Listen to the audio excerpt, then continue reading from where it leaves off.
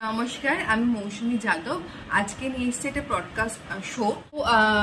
আমাদের সাথে আজকে আছে পিয়ালি ভট্টাচার্যা। নমস্কার। তো ম্যাডাম, আপনি যে এই যে কোটি থেকে যে আপনি ফার্টিচার হয়েছেন, তার যদি কিছু অভিজ্ঞতা আপনি আমাদের সাথে একটু শেয়ার করেন। ব্যাপারটা হচ্ছে এই জার্নিটা এতটাও সহজ ছিল না, প্রচুর খাটনি, প্রচুর পরিশ্রম লেগেছে।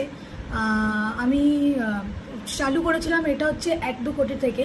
সেখান থেকে যে এই যে জিরোতে আসার পথটা সবাই অতিক্রম করতে পারে না, বাট আমি করেছি, সেটার জন্য আমি খুবই খুশি। আর আমি এখানে আজকে এসেছি সেটাই বলার জন্য যে কি করে আপনারাও পারবেন সেই এই কোটি টাকা থেকে। কোটি টাকাও লাগবে না, আপনি যদি চান শুরু করতে, আপনি 10 লাখ টাকা থেকেও শুরু করতে পারেন। সেখান থেকে কি করে আপনি শূন্যতে নামবেন। তো ম্যাডাম, আপনি যে এই যে ফার্টিচার হয়েছেন, তো আপনার ফ্যামিলি বা আপনার মায়ের তরফ থেকে কিভাবে সাপোর্ট আপনাকে করেছে?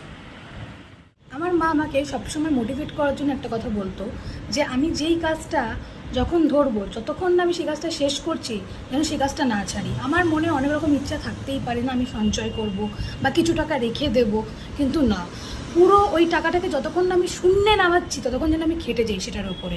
ম্যাডাম, আর একটা কথা, সেটা হচ্ছে যে আপনি যে এই যে শূন্যে যে এসেছেন কোটিপতি থেকে, তো সেগুলো কোথায় কোথায় ইনভেস্ট করেছেন আপনি, মানে কোথায় কোথায় খরচা করে আপনি আজকে ফার্টিচার হয়েছেন, সেটা যদি একটু আমাদের সাথে একটু বলে দেন তাহলে খুব ভালো হয় ম্যাডাম। দেখুন, এগুলো তো আমি বিভিন্ন রকমভাবে খরচা করেছি, যেমন ধরুন শপিং করা, নানা রকম খাবার খাওয়া, তারপরে আরও অনেক কিছু আছে, কিছু কিছু পার্সোনাল জিনিসও আছে আমার। প্রচুরভাবে বন্ধুদের পিছনে টাকা ওড়ানো, প্রচুরভাবে আমি খরচা করেছি। কিন্তু মেইন যেটা আমি সব থেকে বেশি খরচা করি সেটা হচ্ছে শপিংয়ে।